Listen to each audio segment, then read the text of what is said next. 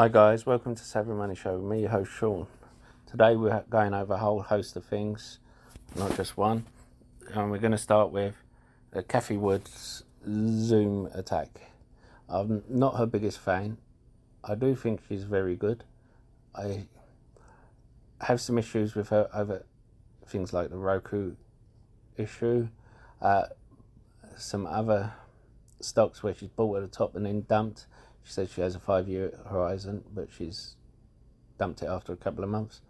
But that's her prerogative. If something changes with a company, she's going to dump. You know, look at what she did with Palantir. Now, personally, I think Palantir is a good long-term hold, and now it's a profitable company. But I do also accept she's more intelligent than me. This Zoom issue, turns out that cnbc didn't pay for the upgrade, and Cathie Wood, king of all stonks. If you don't follow him, you want to give him a follow. He's really good. Cathie Wood is has offered to pay for their upgraded Zoom, which is a real kick in the butt. So if you saw their interview, they really went after her. They said how she has a 5-year time horizon, which not everyone investor does. I'm sorry, but if you don't have a 3 to 5 year time horizon, you're trading, not investing. And that's fine if you're a trader. I trade as well. I do some long-term investing and I do some short-term trading. I do some long-term trading as well. But the fact is, you should not attack someone because they're an investor. You should not call yourself an investor if you're a short-term trader. It is simply the way of the world. You know, you either one thing or another. You shouldn't be attacking someone for doing something else. And this is what makes me think we're near the bottom. They're attacking other fund managers. They're attacking growth fund managers because they know that pretty soon all these are going to come up.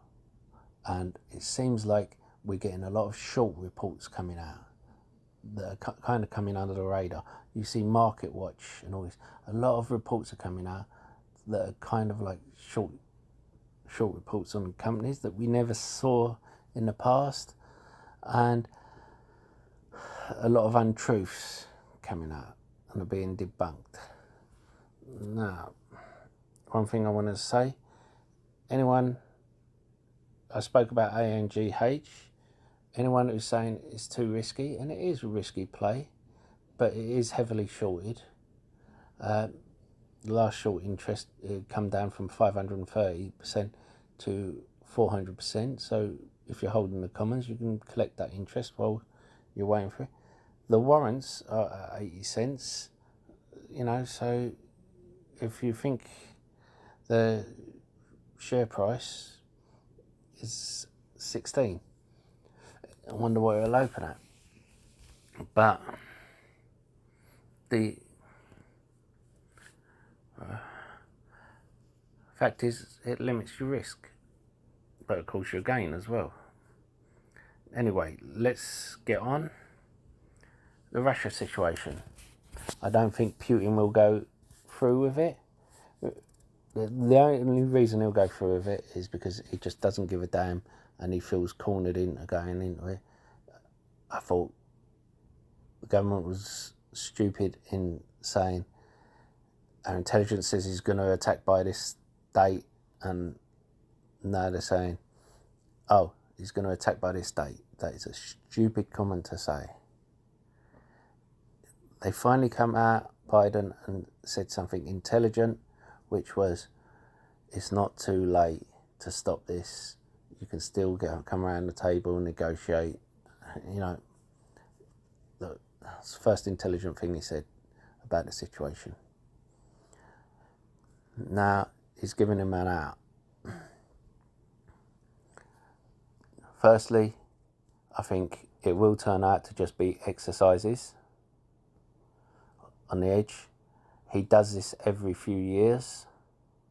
He won't actually enter Ukraine, because if he does, even though he has 4 times the amount of troops of Ukraine, with NATO and the US backing Ukraine,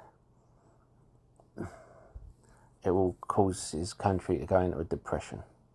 The sanctions put on them, they earn so much from exports, which is why I went into palladium mining companies, which is the second biggest. They're the second biggest exporter of. But I went into companies which are value stock. I was already in all stocks,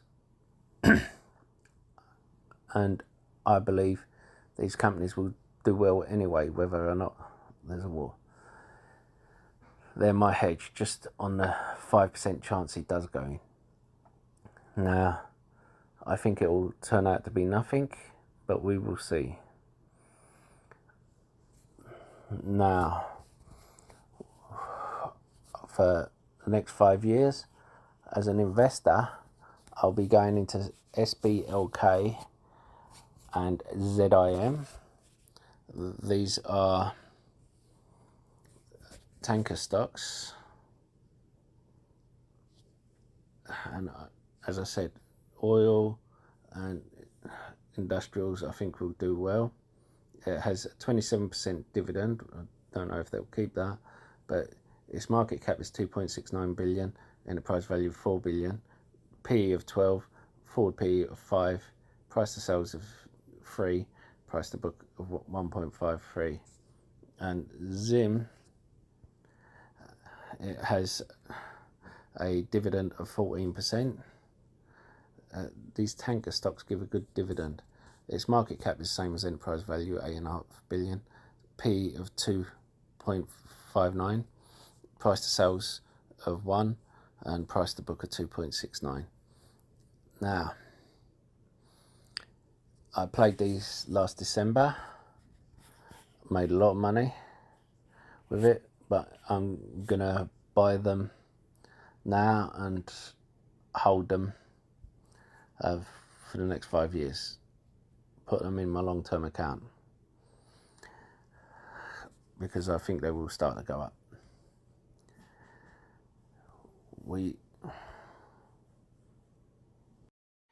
Don't forget to hit that lovely like button, and don't forget the sexy subscribe button. A lot sexier than me, just ask the wife.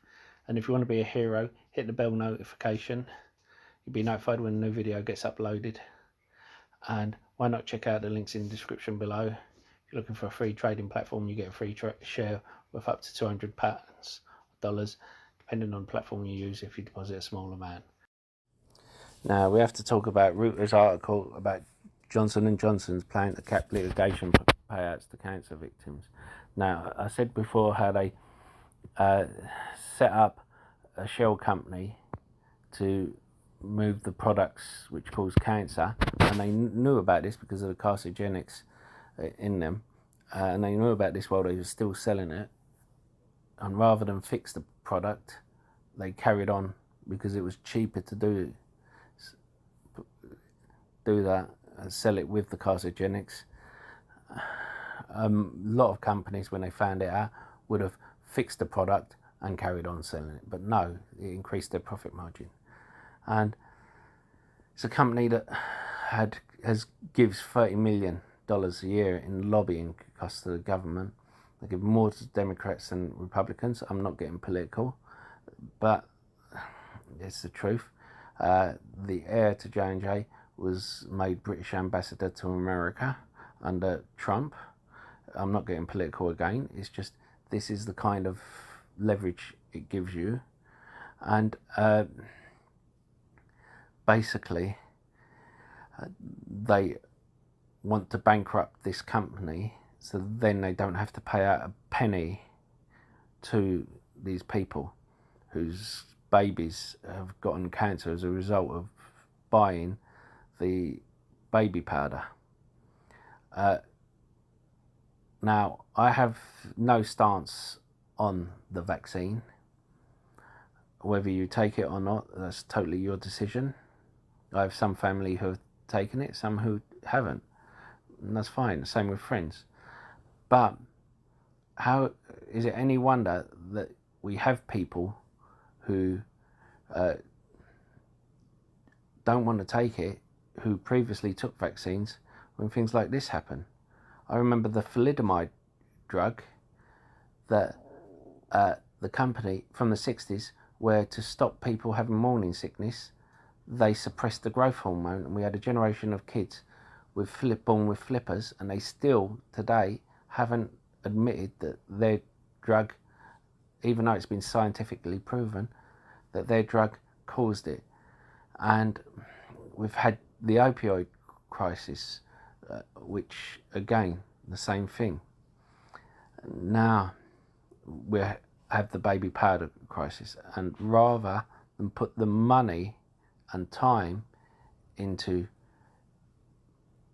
helping the victims, they're putting it into lawyers, shell companies, politicians' pockets to sweep it under the pockets. It's the victims who need this money, who need this time. And